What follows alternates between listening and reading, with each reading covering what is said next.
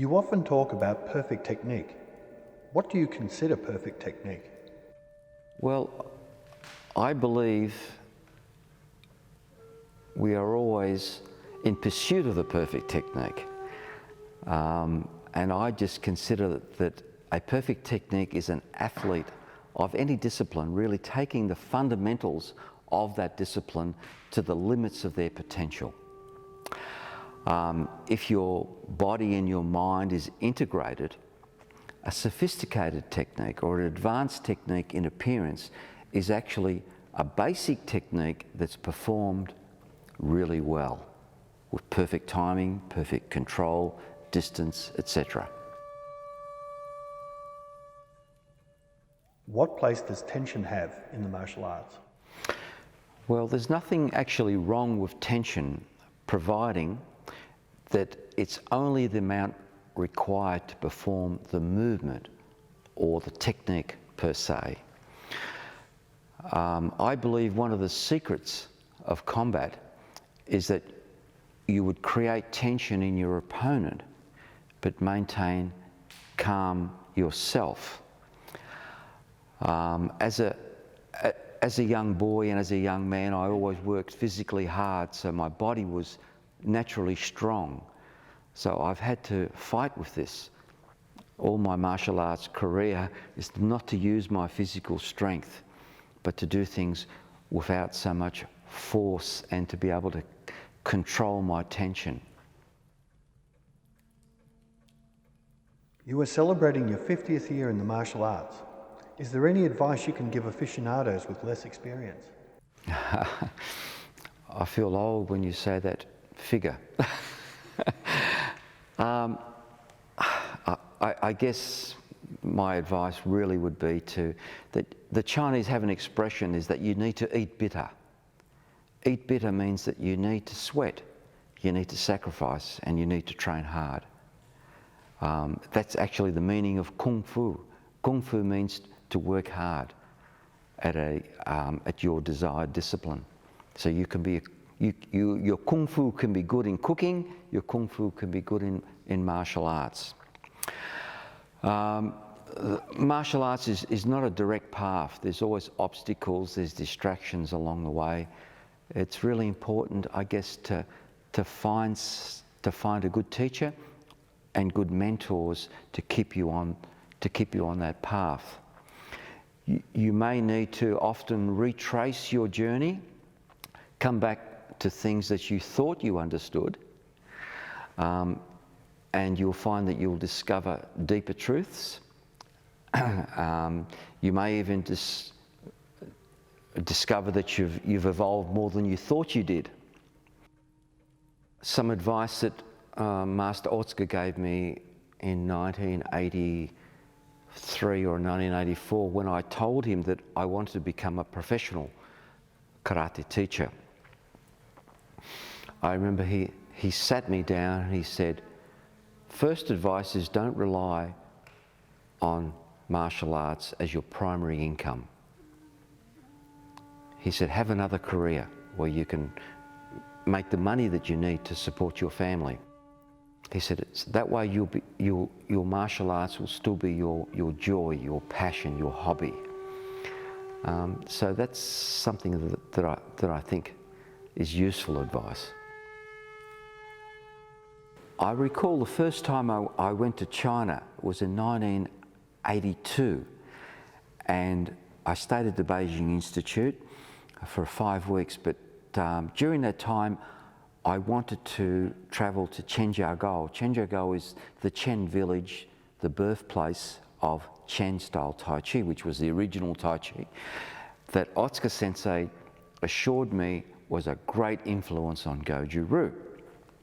So I went to Zhenjiagou, and I remember sitting down with all these very famous Chen style masters, and one of them said, do you want to ask us something? And I said, yeah. I said, what are you supposed to feel when you're doing Tai Chi? Are you supposed to feel something special? And I remember the translator rattled on and rattled on and rattled on for several minutes. And then finally he said, Yes, the master says you have to feel comfortable. So I've never forgotten that word, comfortable. I think it's a really important word, not just in martial arts, but in all aspects of our life, that we have to feel comfortable what we're doing. What do you consider important aspects for a teacher? For teaching martial arts, to be a good teacher, I think primarily, don't be an imposter. You need to train hard to develop the skills. Be aware of your development, your own personal development. In order to do that, you need to be constantly inspired by people at a greater level than you. I found that extremely important. Humbling, but important in my own development.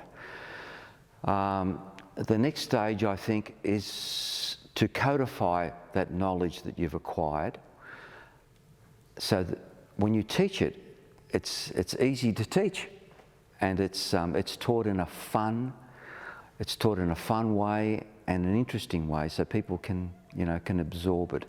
Particularly children. Children don't want anything too serious. They want things to be taught in a way that they can relate to.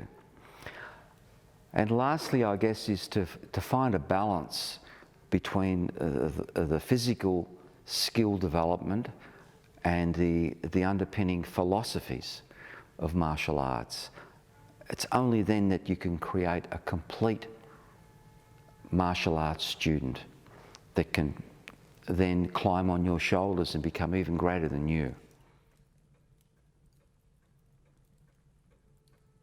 Are there any, or what is the secret to martial arts that teachers conceal? The teachers conceal. I don't think a good teacher shouldn't really conceal anything. That's the way that I was brought up. My teacher said you have to teach everything. But in saying that, you have to be ready to hear it. So things may appear as if they're being concealed from you, and that is only because you're not ready. You're not at that point in your development to be able to receive it. So, yeah. But in saying that, there has been a few things that my teacher has said, don't teach this to anybody outside our organisation or outside our dojo. So yeah, look, to be totally 100% honest with you, there are a few things that I have kept to myself. But I don't like the word secret, I prefer the word keys. So the keys are really entirely based on your acquired knowledge and effort in your personal training to gain perfection and expression of the fundamentals, the basics of your system of training. Yeah, so there is secrets and there isn't secrets. What do you think is the most important thing you have received out of 50 years in the martial arts? So much. But as a young boy and as a young man, I think I doubted myself and I lacked a lot of confidence. So martial arts has given me the ability to be able to confront life's challenges. And I always maintain that no matter who you are and where you are, you're always going to be confronted with a challenge. And I think martial arts helps you to address that with strength and vitality, and in some cases with joy. People have different powers in their lives that drives them, and I think that we all need a vehicle, or we need tools to direct that power. Mine just so happened to be martial arts. I don't really believe in accidents, but yeah. And it's led me to a meaningful life and I have a lot of fulfillment, a lot of satisfaction from that 50 years of martial arts. Why do teachers of the same systems look so different, even teachers studying under the same master? That's a very good question. It often bamboozled me. And I used to get quite frustrated actually when I travelled to Japan and different seniors would show me the same form and the same techniques, a variety of way. But later I came to the realisation that it was actually a good thing. It was a treat because they actually showed you a variety of doing the same or using that same principle a different way, but with their personal perspective. Also, I think that when people first introduced to the martial arts, they're taught in a less refined manner. As their experience, their skill, their maturity gains, there's more refinement that's added to their training, and this can give a different appearance.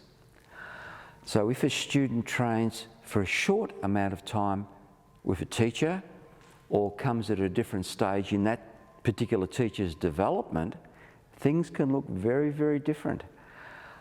I think this has been the case particularly with all systems of martial arts. The one that comes particularly to mind with me is Aikido. Morihei Ueshiba, the founder of Aikido, he had a long history of training and he evolved so quickly as a martial artist and become a brilliant martial artist. But people that train with me at different stages of his development all look totally different. Often when I'm teaching internationally in the USA or in Europe, and this has happened to me a couple of times, people that I haven't seen for a number of years have said to me in private, gee, you've really evolved in the way you're doing this or you're doing that. And that makes me feel so good because, you know, I don't feel it myself, but other people can notice. And I think that's the most important thing for a martial artist, is that you have to be continually evolving. If you stagnate, it's not good for you and it's not good for your students.